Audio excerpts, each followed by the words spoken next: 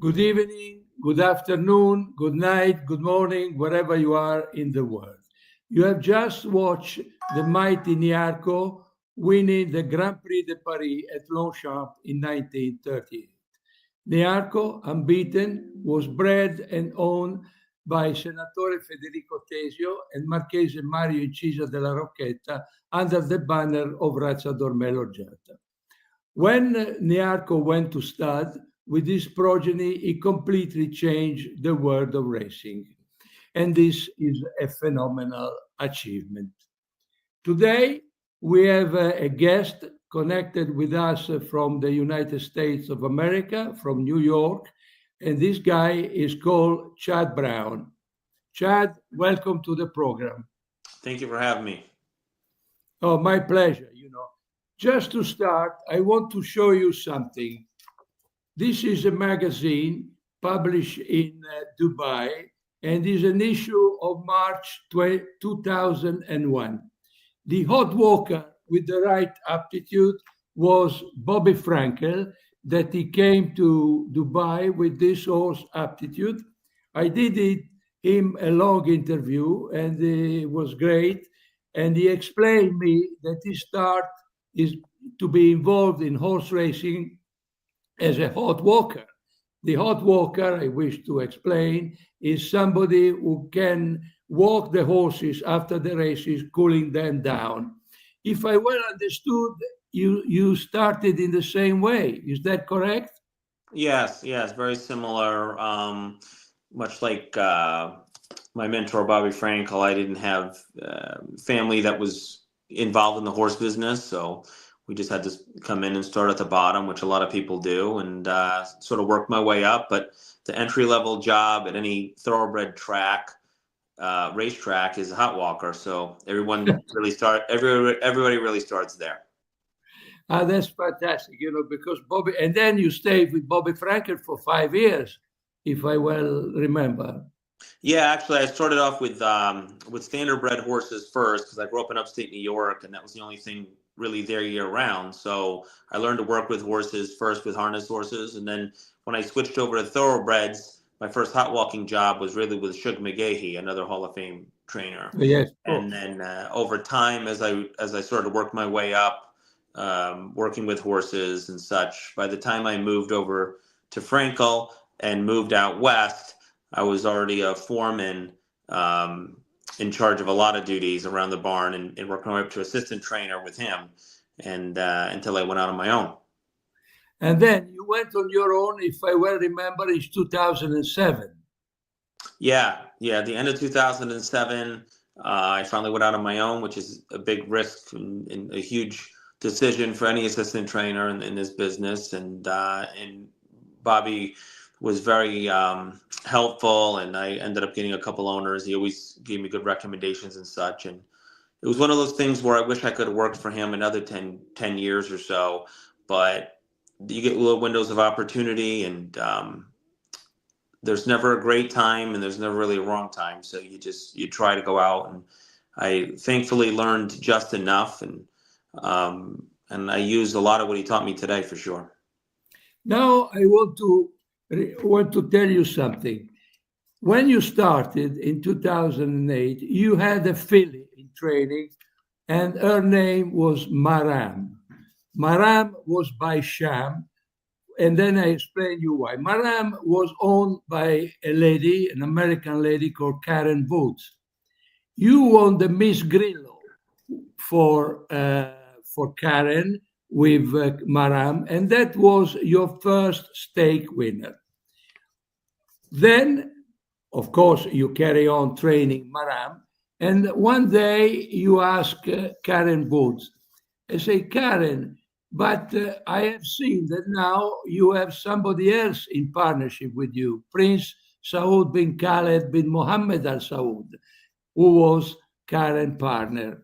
And you ask her, how much the prince gave to you for half a share in the filly?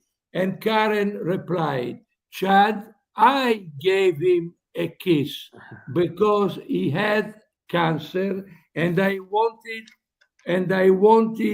him back to the glory.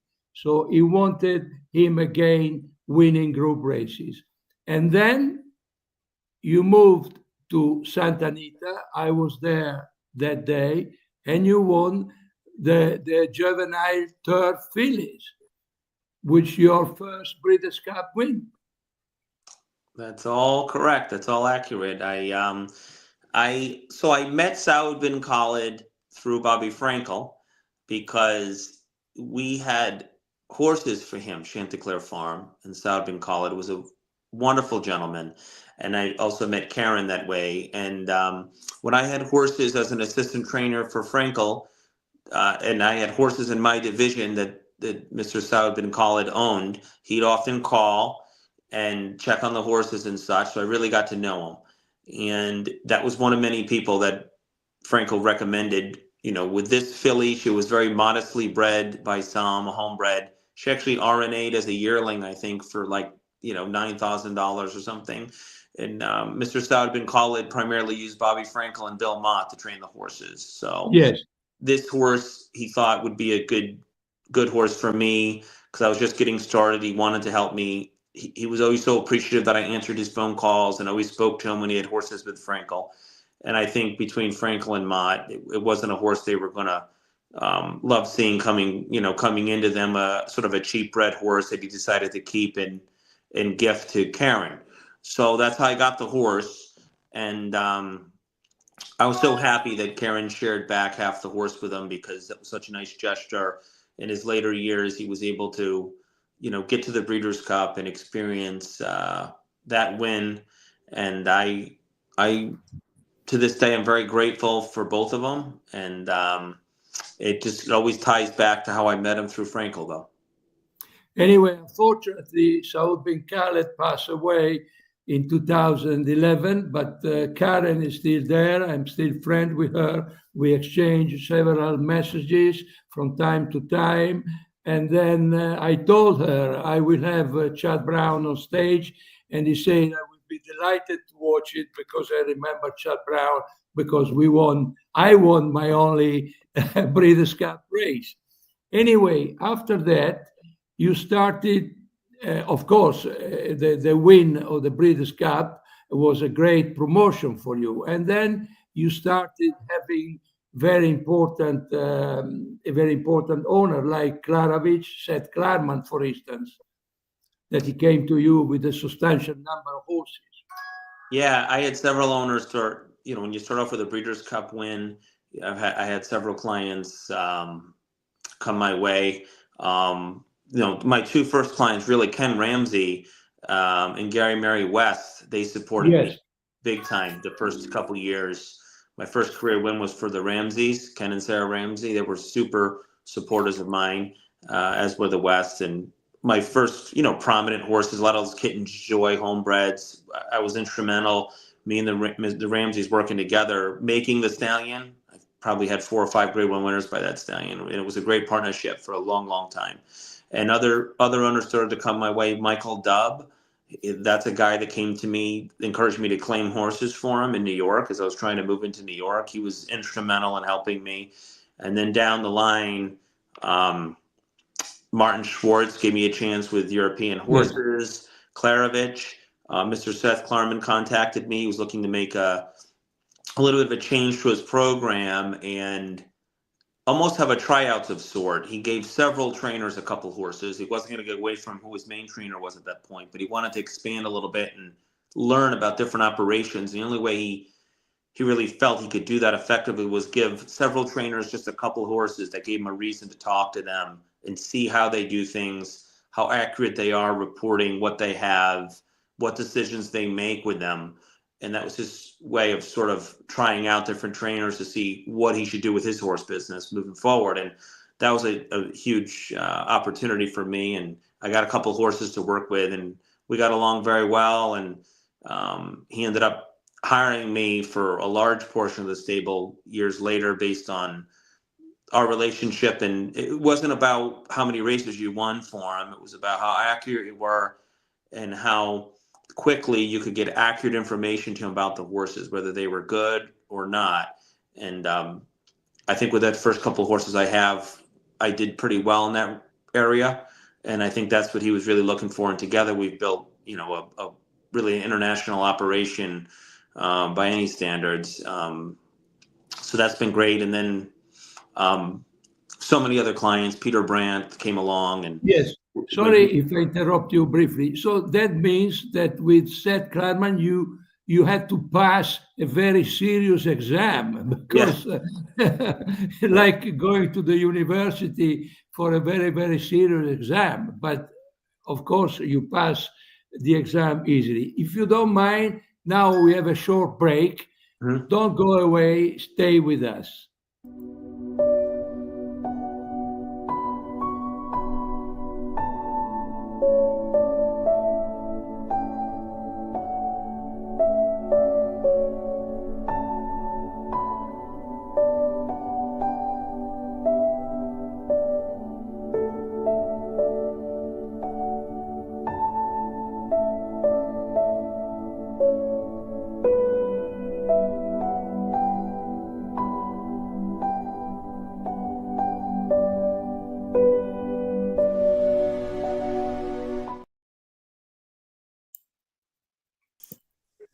Then you mentioned Peter Brandt, but before talking about your relationship with Peter Brandt, it is fantastic because you won a huge number of Group Ones. I want to tell you, our watcher, that you go every year. I see you in Newmarket for the yearling sales. You go to Newmarket with Peter Brandt, Mike Ryan, who is a very good judge of yearlings. And then I notice something quite strange because when you bid, you hide yourself down the stairs in front of the auctioneer. Why you do that? Well, so really going to Newmarket, to Tattersalls, and buying yearlings and then bringing them back home here, break them and train them was really an idea born by Mr. Peter Brandt. We found when he came back into the game and we started to build his stable, of course, he bought great horses like Sister Charlie and some other horses that were already racing and such. And we went to American yearling sales and we did quite well early. We bought a horse Dunbar Road as a yearling the first year and then winning the Alabama. We were doing quite well. But what he noticed that was different his second time around coming into the game, the industry very strong, was the private purchases were more difficult to secure. Yes, we bought some horses in Europe privately, but it seemed like a lot of the better stock was owned by end users that really didn't want to sell the horses. All the principles that we know, you just can't buy a horse from them. So he said one day, why don't we try to cultivate our own farm system of European blood by not having to rely on buying them privately, by buying some yearlings and doing it ourselves. Yeah, we'll have to go through some bad ones, but at least we'll get into their blood and not have to hope that a horse that runs well in Europe is owned by somebody that can and will sell. Oftentimes, again, they're owned by operations now that there's no chance of buying them. So it was his idea. We went over there. In the first year, we did quite well. I asked Mr. Klarman if he wanted to participate and buy some yearlings too. So really, we went over there just to buy horses from Mr. Brandt, Mr. Klarman. And we did quite well, actually, with Klarovich having the first couple of crops, a few of the better horses. So as time went on and people started to see what we were doing, everyone tries to follow what's working. So we've ended up having a lot of competition from Americans and such. And even in Europe, they wanted to see what I was liking and buying between me and Mike Ryan and our team. So yeah, when I'm bidding, I don't always just broadcast where I am, and I'm not looking to show everybody what I'm doing or what I like. And like any auction, you try to play your cards close to yourself. Yes, of course, because the competition is very tough, especially if you go to Newmarket. This year, the sales were out of this world. If the prices, they went sky high. Anyway, I noticed, because I downloaded something about you, that more or less every year in the last 4 or 5 years, you win for your clients, for your owners, in prize money over $30 million US. which is an unbelievable achievement, because before the end of October, this year, you won $29,406,950. Then you won, of course, the Breeders' Cup Classic with Sierra Leone. So I think that before the end of the year, you will probably reach 33 or 34 million, which nobody did in the past. These are and then what is important is the percentage of winners to runners, which is 24% last year, 23, the year before 27. So you have a phenomenal percentage of winners to runners, which is very, very important. Yeah, thank you. It takes building the company over years to have a diverse group of horses and clients to do all this. No one horse or one client's going to be able to achieve those numbers together with you. So I'm very appreciative for that. And from my mentor, like we spoke about Frankel earlier, I mean, he taught me really how to train any kind of horse, which you need to do to have years like this. You're not going to do them all in one category, not just dirt horses, not just turf horses, not just with 2-year-olds or only relying on older horses. You have to have a collective effort and production from all areas if you want to have the years like this. With all our numbers, like you mentioned, the money, the grade ones, the graded stakes and such. And my team, I was able to train them. A lot of them have been with me many, many years. A good number of them, north of 10 years already, they've been with me. All different capacities and talents, riders and assistants and foremen and grooms and all sorts of specific skill sets. And we're able to teach. I've been able to teach a lot of what I learned, mostly from Frankel, but a few other areas. And then as they get trained in what they're supposed to do, and we have the right teamwork, and then we get the right horses to work with, and we're all on the same page, led by me, you can have years like this. So that's what it takes. But I have to say that to achieve those results, you have to place your horses in the races in a perfect way. And that means that probably you have, as you said, a very good team to do that, because you have several bases in America. You are in New York, you are in Saratoga, you are in Florida at Payson Park, which is owned by Peter Brandt. So it's quite complicated to run the business so big. There's a lot of logistics involved. You're moving horses around seasonally. Obviously, we're based in New York. A good part of the season, our season is based here. We have horses year-round at Belmont. That's our home. But yes, in the Florida, like you said, we're down at Payson resting. We travel through Keeneland and Churchill and all over New York, Saratoga and such. So we're not afraid to fly out to California, and as you've seen. So yeah, there's a lot of logistics involved. Everyone has to be on the same page. Yeah, and you have to have the right horses to work with. And thankfully, I have several different blueprints passed down to me from Frankel of what type of horse I'm dealing with here. Whether it's, like I said, the turf or the dirt, or they're quite different. So I'm so blessed. I feel so fortunate that I learned from the master, really. And now I have a question for you concerning Sierra Leone. I mean, Sierra Leone is a fantastic horse. It looks a little bit quirky at the beginning, but then it was fantastic, and he won the Breeders' Cup Classic. But the question is the following. Why Sierra Leone has been sent to Chad Brown to be trained? This is $1 million question. He was sent to me for one reason, and that's Mr. Peter Brandt bought into this horse as a yearling on the condition that the horse was sent to me, which he got no resistance. I've had horses for the Coolmore Group before.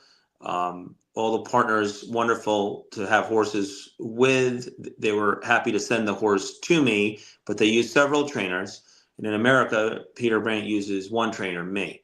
So when that came about at that yearling sale, there was a couple different choices of yearlings, and Peter decided to buy into this horse on that condition. And that's why I got this horse to train. But there is another reason that you don't know. Because Sierra Leone is a state in Africa, and Chad is a state in Africa too.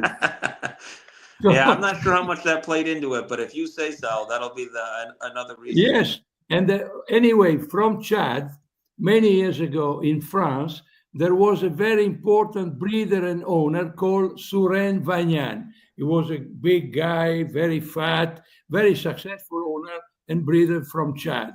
But anyway, this is what a friend of mine told me the other day, and he say you should ask Chad Brown if he knows the reason why he trains Sierra Leone, because Sierra Leone is a state in Africa and Chad is another state in Africa. Anyway, apart from joking, I've been told that the plan for Sierra Leone is to go to the Saudi Cup. Yeah, so right now it's definitely the first choice of what to do with him come the new year. So he's just finishing up his break at Ashford Stud in Kentucky, which he's doing great over there, and he got a full clean checkup over there, which I'm very pleased, which is really remarkable, right? When you think about it. Here's a horse that was in training for a year and a half straight. He never went to the farm. He never missed a workout. He was on the Triple Crown Trail, which is really the most brutal campaign for an American horse to be on, is to be on the Triple Crown Trail. All the preparation, the prep races to earn points, to get through the Triple Crown and run in two of the legs, and also compete in the fourth leg of the Grand Slam of 3-year-old racing in America, the Travers. He ran that race. And and train and race on several different surfaces, ship all over, and get a completely clean bill of health when he's done with it. It goes to show you the constitution and the rare nature of this horse. I mean, I've been doing it a fair number of years myself, from when I first walked on the backside till today. I've been around a lot of great horses, from the early days with Shug and, of course, with Frankel. And then on my own, I've trained a lot of champions. I've never been around a horse that has the overall mental and physical constitution and just raw ability than this horse. It's just remarkable, the consistency and the durability of him. And what was your feeling when you lost the Kentucky Derby, maybe for 2 inches or maybe less? It was a hard one. When you're in the moment, you're in a little bit of shock. Everything happens so fast. You know, the race is over, and you do a few post race, and you're on your way, regrouping. So it was a hard thing, more in the days after than just in the moment after, because it's such a hard race to win. It's such a hard race to get to. Like I tell people, we've been second twice now in this race, and third another time. And just to get in the field of 20 is hard to do. Then you have to get past the post position, the trip, and with a chance to, when you get to the final turn of the Kentucky Derby and you're watching that race as a trainer with a horse in that race, 80% of the field already knows they can't win. The race has been decided for majority of the field. So just to get to the last 3 furlongs of that race, still with interest like you might win, I've been there several times to that point. Now it's whittled down to a handful of horses that can win. And it's hard when you get that close and you don't win. But fortunately, we were able to, take it in stride, not overreact to it, not dwell upon it. And at the end of the year, like many felt, it looks like he's going to be the champion 3-year-old anyway. And he was the most consistent, best horse of the crop. The way he won the Breeders' Cup Classic was absolutely impressive. I have to say that he bolted up, because coming from nowhere, because he's a horse that he doesn't like to be with the pace, So sometimes you succeed, but for instance, in the Kentucky Derby, he lost by maybe 1 inch. Anyway, the Saudi Cup is a very good race, because, as you know, and then we have to say that the winner will get $10 million, which is not bad for the trainer, the jockey, and for the owners. So I have already organized my trip to Saudi. I've been there many times in the past, having known very well Saud bin Khaled. Was one of my best friends, probably was my best friend until he died. unfortunately, in 2011 in Los Angeles in a hospital. So I'll be there, and I'm looking forward to see you and Peter Brandt, and I wish you the best because the horse deserve to win that race badly. Thank you very much for your time, and see you soon. Anyway, see you in Riyadh, inshallah, Thank God you. willing, like the Arab says. Well, thank you for having me, and I feel like everything came full circle a bit because Saud Khalid was my friend as well. He was a great man, and before a lot of people knew who I was, training on my own, or took the chance to give me horses, he was one of the first guys to step up. So I'm happy to have spent some time with one of his friends, you. Thank you very much. Thank Have a you. nice day. You Bye. too. Bye-bye.